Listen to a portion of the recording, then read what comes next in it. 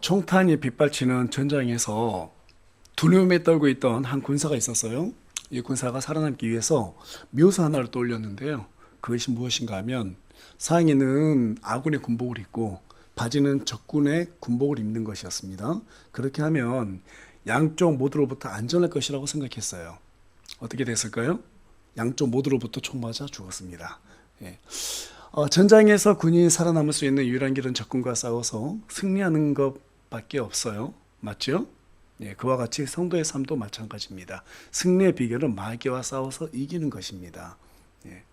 그리스도의 옷을 입고 있으면서도 마귀의 옷을 거치면 하나님도 얻지 못하고 자신이 원하는 것도 얻지 못하는 비참한 상태에 빠지게 됩니다. 그래서 우리 주님은 아무도 두 주인을 동시에 함께 섬길 수 없다고 말씀하셨고 반드시 한 주인은 미워하거나 업신여기게 되어 있다라고 마태복음 6장 24절을 통해서 우리에게 말씀해 주셨습니다. 하나님을 섬기는 교회도 마찬가지입니다. 저와 여러분이 계시록에 기록된 2장하고 3장의 7교회를 보게 되면 그곳에서 책망받았던 5교회가 나오는데요. 그 5교회의 공통점이 무엇인가 하면 세상과 하나님을 겸하여 섬기려고 했다라는 것입니다. 성경은 이 5교회를 통해서 교회가 세상과 하나님을 겸하여 섬기게 되면 첫사랑을 잊어버리고 유혹에 넘어지게 되고 부패하게 되고 영적인 기능을 상실하게 되고 열심을 잃어버리게 된다고 우리에게 경고를 해주고 있습니다. 교회들이 왜 세상과 하나님을 겸하여 섬기게 될까요? 교회의 성장을 영적인 부흥에 초점을 두지 않고 외적으로 보이는 것, 그 보이는 것에 기준을 두고 있기 때문이라고 생각이 들어요.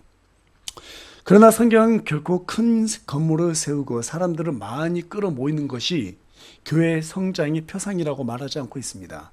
각 사람이 그리스도의 일을 할 수 있도록 서로 세워주고 하나로 결합해서 하나님의 왕국과 그분의 의를 구하도록 하는 것이 바로 교회의 성장 기준이라고 성경 우리에게 직간접적으로 얘기를 해주고 있어요. 그래서 주님은 이 7교회들 중에서 비록 가난하고 힘없고 규모가 적었지만 끝까지 세상과 타협하지 않고 하나님의 말씀만 붙들었던 서머나 교회와 필라델피아 교회를 칭찬해 주신 것을 볼 수 있게 됩니다. 여러분, 우리가 실력 있는 교회를 세우려면 또 실력 있는 교회가 되려면 적당한 타협을 버려야 합니다. 동의하십니까? 예, 그러기 위해서는 마귀가 타협하려고 하는 그 이유가 무엇이고 전략이 무엇인지 그것을 바로 알아야 합니다.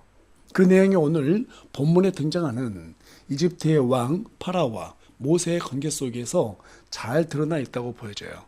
오늘은 그 내용들을 통해서 마귀가 어떤 식으로 우리에게 타협을 해오고 또 타협을 하려고 하는 그 속내가 무엇인지를 알아보기 위해서 마귀의 3가지 타협이라는 주제를 가지고 저와 여러분이 오늘 함께 말씀 나누기를 원합니다. 오늘 말씀 나눌 때 저와 여러분이 마귀의 전략을 분명하게 깨닫고 마귀의 타협을 분별하는 영적인 지혜를 얻어가는 귀한 시간이 되기를 간절히 소망합니다. 우리 기독교인들이 마귀에 대해서 오해하고 있는 2가지가 있어요. 그 첫 번째는 무엇인가 하면 마귀는 귀신이 아니라는 점입니다. 본래 성경에는 귀신이라는 단어가 없어요. 하나도 없어요. 모두 마귀라는 단어로 기록되어 있습니다. 마귀는 하늘의 왕국에서 추방당한 사탄의 천사들이에요. 그러나 귀신은 죽은 사람의 혼을 가리킵니다. 우리나라 성경에 마귀를 전부 귀신이라고 번역한 것은 샤머니즘의 영향을 받아서 잘못 번역한 까닭입니다. 그래서 여러분 성경 볼 때 특히 개혁성경이라든지 이렇게 보게 되면 귀신 그러면 전부 다 마귀로 볼 수 있어야 하는 것이에요. 마귀에 대한 2번째 오해는 마귀가 사람의 생각을 조정해서 죄를 짓게 한다는 것입니다. 아니에요. 마귀는 특별한 경우로 제외하지 않고는 사람의 생각을 직접적으로 조정할 수가 없습니다. 대부분 거짓말로 속여서 악한 행동을 하게 만들죠. 게다가 마귀가 사람의 생각을 조정할 필요도 없습니다. 왜 그럴까요? 예, 인간은 본래 태어날 때부터 죄성을 가지고 태어났기 때문에 그냥 가만히 내버려둬도 알아서 죄를 짓게 돼 있어요. 네. 굳이 막 죄를 짓게끔 할 필요도 없습니다. 왜 헛수고하겠습니까? 마귀가 사람을 속이는 이유는 무엇이냐면 자신이 하나님 대신 이 세상에서 영광을 받기 위해서 속여요. 그런데 속이는 진짜 목적이 뭡니까? 그 과정에서 방해되는 것이 있기 때문이죠. 마귀가 이 세상에서 영광을 받게 하는 데 있어서 방해하는 방해거리가 뭐예요? 바로 교회예요, 교회. 그 대표적인 존재가 교회이기 때문에 마귀는 안 믿는 사람을 대상으로 그들을 공격하기 위해서 타겟을 삼지 않습니다. 믿는 자들이 모이는 교회를 타겟으로 삼고 있어요. 불신자들은 다만 교회를 공격하기 위한 수단일 뿐입니다. 그래서 성경은 마귀가 교회를 대적하고 교회가 마귀에게 승리하는 이야기가 기록된 책이에요. 거기에는 수많은 스토리가 있고 그 스토리마다 상징하는 바가 있어요. 특히 오늘 본문의 경우에는 이집트는 세상을 상징합니다. 이스라엘 자손들은 신약교회를 상징해요. 가나안은 하나님의 안식처를 상징하고 있고요. 파라오는 마귀의 수장인 사탄을 상징하는 반면에 모세는 교회의 머리 대신 그리스도를 상징합니다. 이 상징하는 바를 여러분께서 머리에 다 염두에 두고 오늘 본문 말씀을 들어보면 영적인 분별력이 충분히 생길 수 있을 것이라고 생각이 들어요. 오늘 본문 배경은 하나님께서 파라오에게 이스라엘 자손들을 그만 보내주라는 명령을 모세를 통해서 전달했는데 파라오가 그 명령을 거부했어요? 거부하지 않았어요? 거부했죠? 거부한 것으로 인해서 그 대가로 재앙을 받던 때를 다루고 있습니다. 파라오는 재앙이 더해질 때마다 하나님을 두려워하지 않고 마음이 더 강팍해졌어요. 그런데 출애굽기 7장 3절, 8장 32절, 10장 27절, 14장 17절에 가서 보면 하나님께서 파라오의 마음을 강팍하게 했다고 그렇게 기록하고 있어요. 이를 두고 사람들은 많은 오해를 합니다. 파라오가 하나님께 조종을 당했다고 그렇게 생각을 해요. 그래서 더 나아가서 가룟 유다도 조종을 당했기 때문에 예수님을 배반한 것이 아니고 무엇이겠느냐 하면서 파라오와 가룟 유다의 무죄를 주장합니다. 결론부터 말씀드리자면 파라오도 가룟 유다도 그들이 강팍해진 것은 하나님께 조종당해서가 아니에요. 요한복음 12장 37절에서 40절에 따르면 믿지 않은 사람은 하나님을 믿을 수 없다고 그렇게 기록하고 있어요. 따라서 사람은 누구나 자기 선택에 따라서 하나님의 자녀가 되든지 혹은 마귀의 자녀가 되든지 둘 중 하나의 신분을 갖게 된다는 것입니다. 이때 만일 하나님을 믿기로 작정한 사람은 굳이 설명하지 않아도 진화론을 거부하고 창조론을 지지하게 되어 있습니다. 맞죠? 반면에 믿지 않기로 작정한 사람은요, 어떤 말을 해도 창조론을 비웃고 거부하기 위해서 진화론을 지지하는 신념을 더 강화시키게 되어 있어요. 이처럼 파라오가 강팍해진 것은 하나님께 조종당해서가 아니라 하나님을 대적하기로 작정했기 때문에 강팍해진 것입니다. 더구나 당시 파라오를 비롯해서 이집트의 모든 왕들은 자신들이 죽으면 신이 된다고 믿었어요. 그래서 그 거대한 피라미드를 세우고 자신들의 시신을 미라로 만들었죠. 여러분 생각해 보세요. 자신이 신이 될 거라고 존재했던 그런 파라오에게 어느 날 보잘것없는 노인 모세가 찾아와서 나일강을 피로 변하게 하고 그로 인해서 이집트에는 마신 물이 없게 되고 물고기들이 전부 다 썩어서 비린내를 내는 그런 상황이 되게 만들었어요. 이어서 개구리떼가 강에 올라오더니 상에도 막 다 올라와서 밥도 못 먹게 합니다. 아마도 그 개구리들이 죽어서 썩었을 거예요. 그래서 온 지역마다 썩은 내가 진동했을 것입니다. 이후에는 땅의 먼지가 이로 변하게 되더니 사람과 가축들을 괴롭히고 또 그 이후에 파리떼를 보내서 모든 음식물을 부패시켜서 먹지도 못하게 만들었어요. 이집트가 순식간에 이 모세라는 한 사람으로 인해서 풍비박산이 난 겁니다. 이 지경이 되니까 백성들은 파라오를 원망하기 시작했겠죠. 여러분 사람은 누구나 잘못된 일이 생기면 어떤 자세를 보여요? 그렇죠. 남 탓하는 그런 현상, 태도를 보이게 되죠. 이집트 파라오도 마찬가지였어요. 원망할 사람을 당연히 찾아야 했겠죠. 누구였어요? 당연히 모세였죠. 그 원망스러운 마음이 파라오 자신을 강팍하게 만든 거예요. 그럼에도 성경이 하나님께서 파라오를 강팍하게 만들었다고 기록한 까닭은 하나님께서 그 모든 역사의 주관자가 되신다라는 사실을 강조하기 위해서지, 하나님께서 파라오를 조종했기 때문이 아니라는 사실을 여러분들께서 분명히 이해하시기 바랍니다. 자, 본론으로 돌아와서, 아무리 파라오라도 4번의 큰 재앙을 겪고 나면 두려움을 가질까요, 안 가질까요? 당연히 두려움을 갖게 되죠. 여러분, 두려움을 갖게 되면 사람이 어떻게 되죠? 조급해져요. 막 서둘러져요. 초조해져요. 그래서 파라오가 모세를 부릅니다. 그리고 타협안을 제시해야 되는데, 여기에서 첫 번째 타협안이 나오는 거예요. 그 내용이 25절에 기록되어 있는데요. 우리 다 같이 출애굽기 8장 25절 말씀 한 목소리 읽겠습니다. 시작.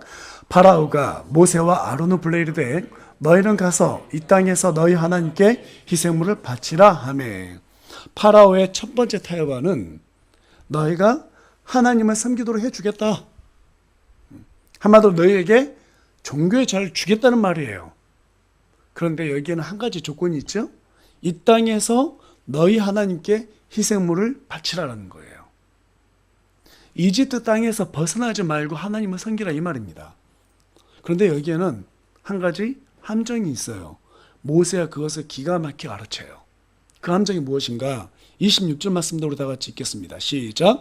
모세가 이르되 그리하면 합당하지 아니하리이다. 우리가 이집트 사람들이 가증히 여기는 것을 주 우리 하나님께 희생물로 바칠 터인데 보소서 우리가 이집트 사람들 눈앞에서 그들이 가증히 여기는 것을 희생물로 바치면 그들이 우리를 돌로 치지 아니하리까. 당시 이집트에는 몇몇 동물들을 신으로 숭배하고 있었습니다.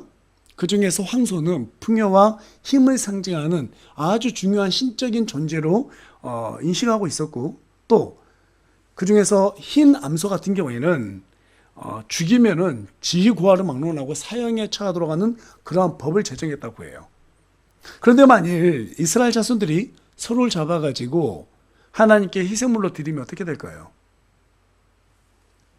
당시 이집트 백성들은 이 4가지 재앙으로 인해 가지고 하나님을 두려워하며 떨고 있었어요. 하지만 여러분, 자신들이 신성시하고 있는 그 짐승을 잡아 죽이게 되면 분노가 두려움을 이기게 됩니다. 맞죠? 분노가 두려움을 이기게 돼요. 그렇게 되면 이스라엘 자손들을 향해서 돌을 던져서 죽이거나 학살 또는 폭동으로 이어지게 될 것입니다.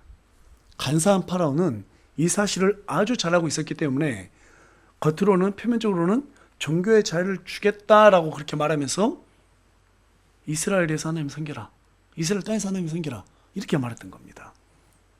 그래서 모세가 우리가 사흘 길로 가서 광야로 들어가 주 우리 하나님께서 우리에게 명령하신 대로 그분께 희생물을 바치겠다라고 그렇게 말을 하게 되죠.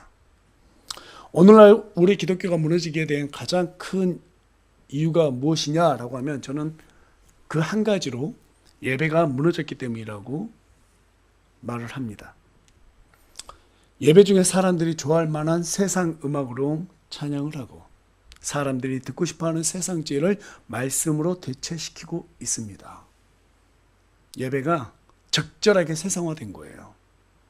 그런데 지금 모세는 어떻게 말했어요? 이집트 땅에서 벗어나서 광야로 들어가. 아무것도 없어요. 비록 즐거움도 없고 기쁨도 없어요, 인간이 보기에는. 그런데 완전히 분리돼서 하나님께 경배하겠다라고 말하고 있는 것을 보게 됩니다. 여러분, 모든 죄가 세상으로부터 왔다면 하나님을 경배하는 자리에는 세상 것이나 세상의 방식이 머무르면 될까요, 안 될까요? 결코 그럴 수가 없습니다. 세상적인 방식, 세상적인 기쁨, 세상적인 지혜, 어떤 세상적인 것을 하나님보다 높이며 적절하게 이용하는 것은 옳지가 않습니다. 그것이 바로 하나님이 원하시는 예배예요. 오직 영과 진리로 하나님을 경배하라고 그랬습니다. 하나님께서 기뻐하시는 것으로 경배하라 이 말이에요. 모세는 이것을 분명하게 알고 있었기 때문에 세상을 상징하는 이집트에서 완전하게 벗어나서 구별된 상태에서 하나님을 경배하겠다고 파라오에게 말했던 것입니다. 이제 마지못해 파라오는 모세청을 허락하는 척하면서 한 가지 조건을 또 더 달게 됩니다. 우리 다 같이 28절 말씀도 마저 읽겠습니다. 시작. 파라오가 이르되 내가 너희를 가게 하여 너희가 광야에서 주 너희 하나님께 희생물을 바치게 하리라. 다만 너희는 너무 멀리 가지는 말라. 나를 위해 간구하라 하매. 파라오는 재앙이 사라지면 언제든지 다시 마음을 바꾸고 이스라엘 사람들을 노예로 삼겠다라고 하는 마음을 품고 있었어요. 그래서 너무 멀리 가지 않길 바랬어요. 너무 멀리 가지는 말라. 파라오는 그들이 가나안으로 갈 것이 두려웠습니다. 여러분, 가나안은 무엇을 상징한다고 그랬죠? 하나님의 안식을 상징한다고 그랬죠? 여러분, 마음에 근심거리가 없으면요 마귀를 두려워하지 않게 돼요. 마음에 안식이 있고 그 안식 속에 자유 화평이 있으면 마귀가 어떤 짓을 해도 거기에 놀라거나 두려워하지 않게 됩니다. 여러분, 마귀가 그 부분을 가장 경계한다는 사실이에요. 가장 경계한다는 사실이에요. 그래서 마귀는 항상 우리에게 세상과 너무 멀리 떨어지지 마. 계속 속삭여요. 하나님도 열심히 섬겨. 좋아. 그런데 세상에서도 네 인생이니까 네 마음대로 즐겨야지. 우리 인생이 우리 거예요? 우리 예수님께서 핏값을 우리 사셨죠? 맞죠? 그럼 우리 인생이 내 것이에요? 하나님의 것이에요? 하나님의 것이에요. 우리의 몸이 누구 것이라고 성경이 얘기하고 있어요? 하나님의 것이라고 분명히 얘기하고 있습니다. 내 몸도 내 것이 아니에요. 내 인생도 내 것이 아니에요. 그런데요, 세상은 뭘 강조하죠? 네 인생은 너 것이야. 네 것이야. 한 번 사는 인생 재밌게 살아. 기쁘게 살아. 행복하게 살아. 그래서 오늘날 젊은 사람들에게 인생의 목표가 뭐냐고 물어보면 행복하게 사는 거래요. 그래서 행복하재요. 근데 그 행복의 기준이 어디 있어요? 채워지지 못하면 다 불행한데. 그렇지 않습니까? 결핍이 채워졌을 때 사람은 행복감을 느껴요. 근데 그 행복이 어디까지 완성이 될까요? 채워도 채워지지 않는 게 사람 마음인데요. 그렇지 않습니까? 어떻게 행복해질 수 있겠어요? 끝이 없습니다, 여러분. 마귀는 우리에게 너무 멀리 가지 마. 이렇게 말하면서 적당히 하나님 믿으라는 것을 우리에게 말해줍니다. 속삭여요. 그러나 여러분, 세상 일이든 하나님의 일이든 적당이라는 게 없습니다. 학생들이 공부하려면 친구 끊어야 돼요. 학생들이 공부하려면 외롭게 내 시간을 만들어야 돼요. 다른 전교에서 1등 하려면 모든 친구들보다 가장 열심히 해야 돼요. 운동선수가 금메달을 따려면 매일같이 피나는 훈련을 정확하게 계획하고 열심히 견뎌내야 됩니다. 뿐만 아니라 사업가가 성공하려면 수많은 실패와 어려움을 이겨내야 하는 것처럼 하나님 일도 마찬가지예요. 그래서 우리 예수님께서 제자들에게 뭐라고 말씀하셨어요? 마태복음 22장 37절 말씀으로 다 같이 읽겠습니다. 시작. 너는 내 마음을 다하고 혼을 다하고 생각을 다하여 주 내 하나님을 사랑하라. 우리의 마음을 적당히 하라고 그랬어요? 다 하라고 그랬어요? 다 하라고요. 우리의 혼, 지정이, 이 모든 것을 적당히 하나님께 하라고 그랬어요? 전부 다 하라고요. 다 하라고요. 생각도 마찬가지로 적당히 하나님만 생각하는 것이 아니라 온전하게 전부 다 하나님을 생각하라고 말했습니다. 여러분, 신앙에는, 믿음 생활에는 적당히라는 게 없어요. 적당히 하면은요, 사람들 많이 모여요. 교회가 부흥합니다. 적당히 편하게 해주니까. 하나님께 구원도 받고, 그렇죠? 또 세상 것도 즐길 수 있고. 그런데 성경은요, 그렇게 말하지 않고 있어요. 목회자 양심으로 여러분들께 말씀드립니다. 신앙에는 적당히 없습니다. 인간은 마음과 혼과 생각을 다해 하나님을 사랑하든지, 마음과 혼과 생각을 다해 세상을 사랑하든지, 둘 중 하나를 섬기게 되어 있습니다. 믿으십니까? 적당히 믿으려고 하는 것은 하나님을 섬기면서도 육체의 정욕과 안목의 정욕과 인생의 자랑을 함께 누릴 수 있을 것이라는 환상에 사로잡혀 있기 때문에 그쪽을 지지하는 거예요. 따라서 너무 멀리 가지는 말라.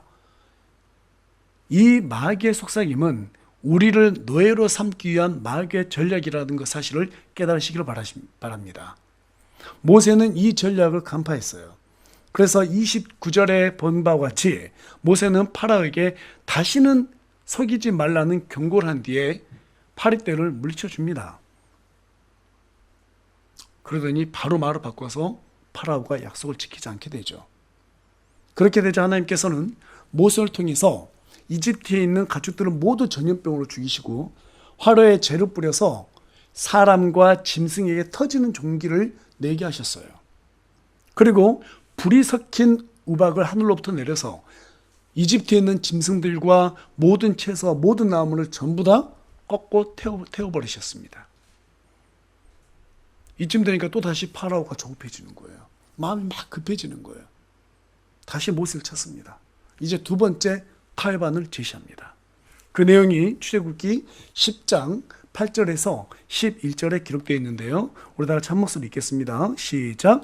모세와 아론을 파라오에게 다시 데려오매 그가 그들에게 이르되 가서 주 너희 하나님을 섬기라. 그런데 갈 자들은 누구냐 하니 모세가 이르되 우리가 반드시 주께 명절을 지켜야 하므로 우리가 가되 우리의 젊은이들과 늙은이들과 아들 딸들과 양떼와 소떼와 함께 가겠나이다 하매 그가 그들에게 이르되 내가 너희와 너희의 어린 것들을 가게 할 때 참으로 주가 너희와 함께 하게 할지니라. 조심하라. 너희 앞에 악이 있느니라. 그리할 수는 없나니 이제 너희 남자들만 가서 주를 섬기라. 그것을 너희가 구하였느니라 아니라. 이에 그들이 파라오의 얼굴 앞에서 쫓겨났더라. 마치 파라오가 이스라엘 백성들을 생각해 주는 것처럼, 그렇죠? 야, 광야는 무서운 들짐승들이 많아. 얼마나 위험한데 아이들 데려가지 마.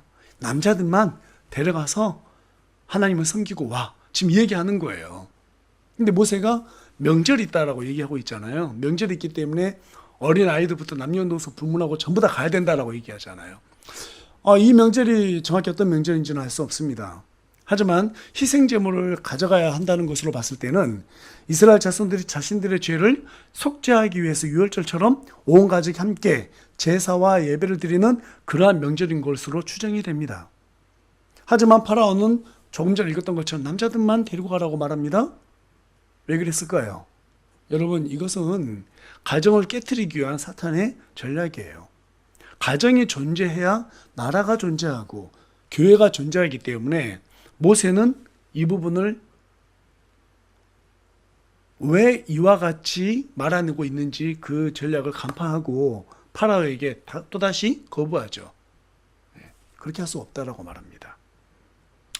여러분, 교회가 존재하는 것은요, 가정을 위해서 존재하는 것이 아니라 가정이 교회를 위해서 존재하는 거예요.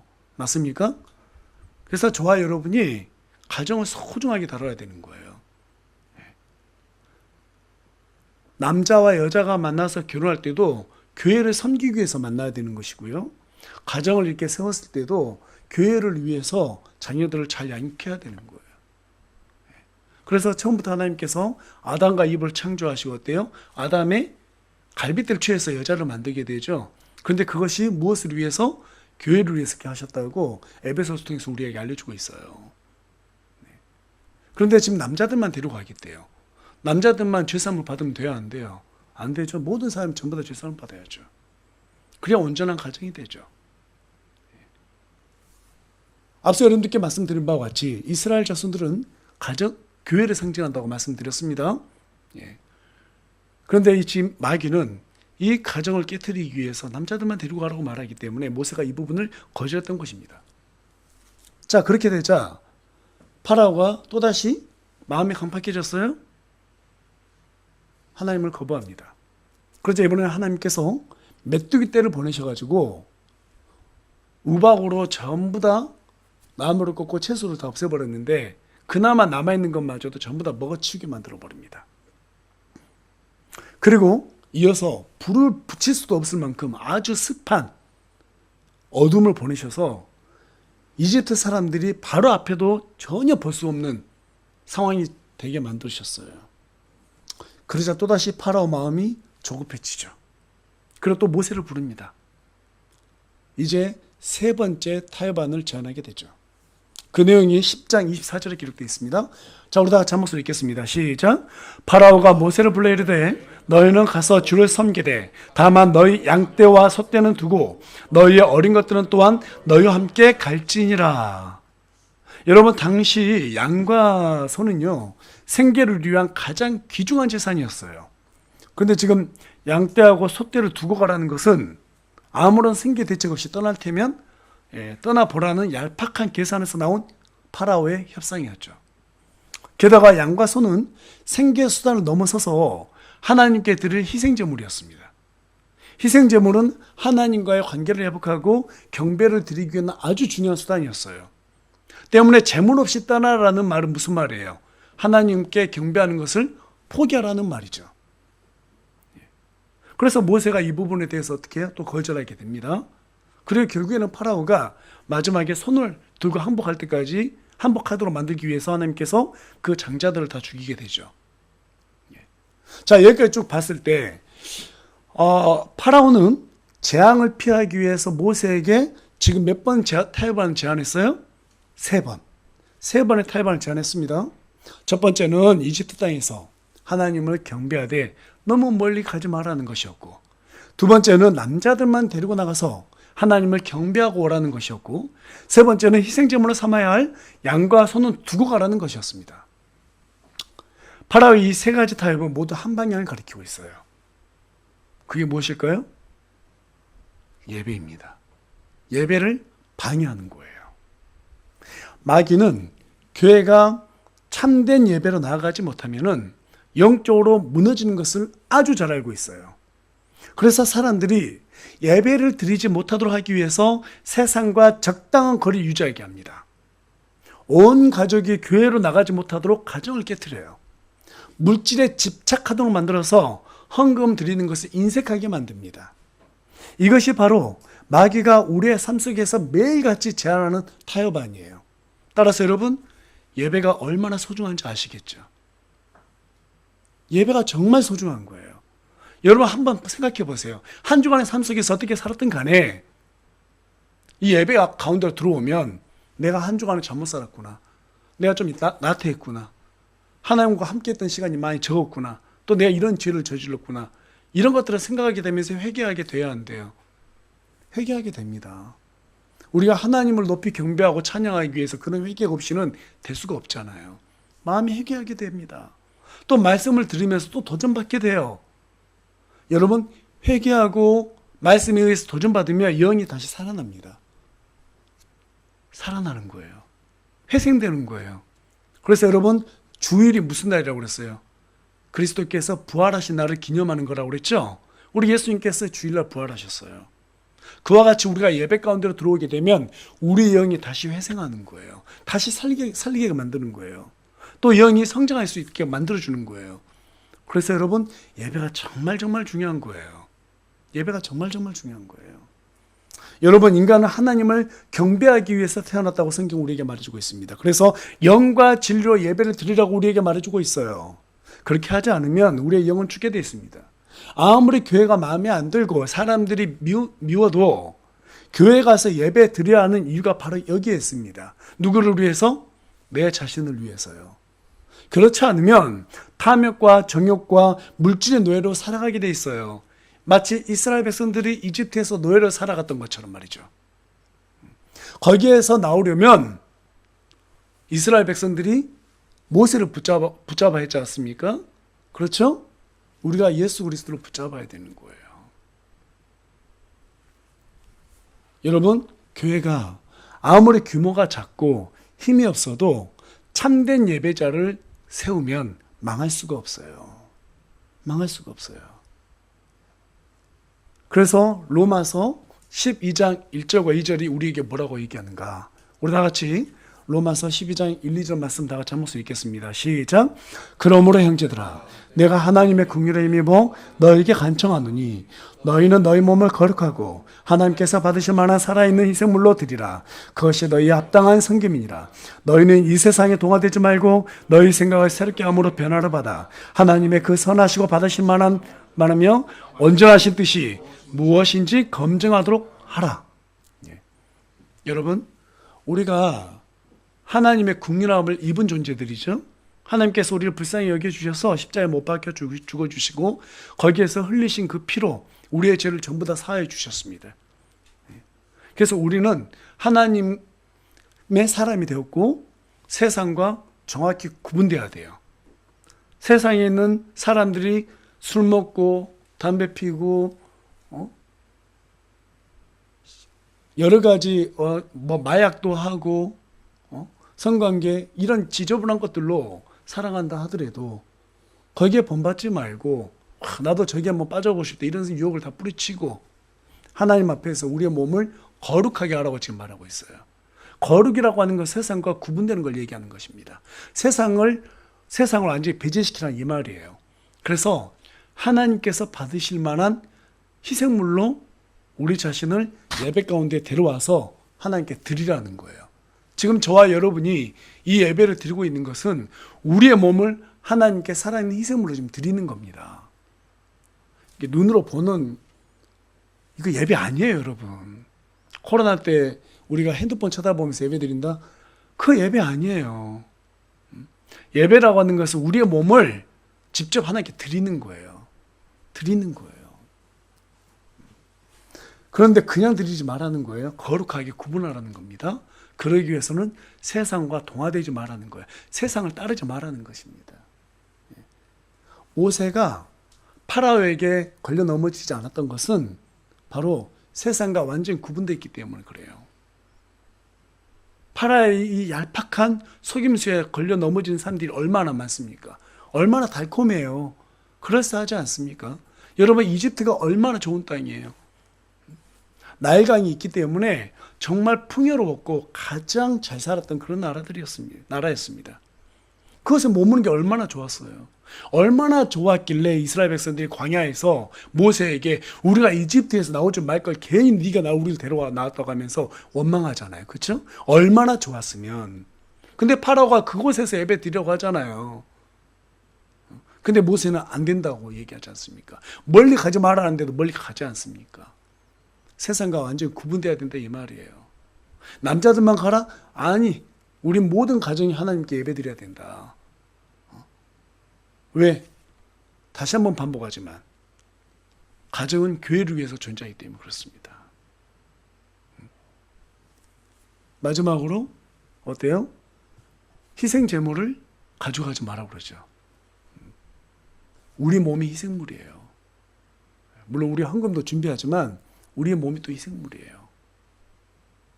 신약 시대는 저와 여러분이 하나님께 직접적으로 바쳐지는 그러한 존재가 되는 것입니다. 여러분 맞습니까? 예. 이 부분을 우리가 이해하지 못하고 있기 때문에 오늘날 우리 한국교회가 예배를 경시 여기고 있는 거예요. 시끄러운 음악, 사람들이 좋아하는 음악이잖아요. 많은 사람들이 하나님께서 주신 악기인데 아무렇게나 이 악기 갖고 최선을 다해서 연주하면 되지 이렇게 생각하는데요. 그거 사람들이 좋아하는 거예요. 우리가 세상과 완전히 분리돼야 된다니까요. 자꾸 예배를 인간적인 방법으로 끌고 가면 안 됩니다. 사람들이 좋아할 만한 그러한 얘기들, 명언들 이런 것이 아니라 하나님의 말씀만 있어야 되는 거예요. 그래서 우리 하나님의 뜻이 무엇인지를 예배를 통해서 정확히 알고 우리 자신이 새로운 사람으로 어때요? 다시 한 주를 살아낼 수 있는 그런 능력을 얻어야 되는 게 이 예배예요. 다시 한번 말씀드리지만 마귀는 교회 예배만 무너뜨리면 다 무너진다는 걸 기가 막히게 잘 알고 있어요. 그래서 여러분 우리가 삶 속에서 예배자가 돼야 됩니다. 삶 속에서도 하나님께 실질적인 희생물이 돼야 되고 또 형식적인 이 예배 가운데서도 우리의 몸과 마음을 거룩하게 해서 하나님께 오셔야 되는 거예요. 그래서 제가 여러분들께 예배를 중시하라고 여러 번 강조한 겁니다. 그리고 우리 교회 표어가 기본에 충실한 그리스도인이죠. 마지막에 뭐예요? 예배자를 세우는 교회예요. 예배자를 세우는 교회는 다시 한번 말씀드리지만 망하지 않습니다. 그런 우리 세움을 침례교회가 되기를 간절히 소망합니다.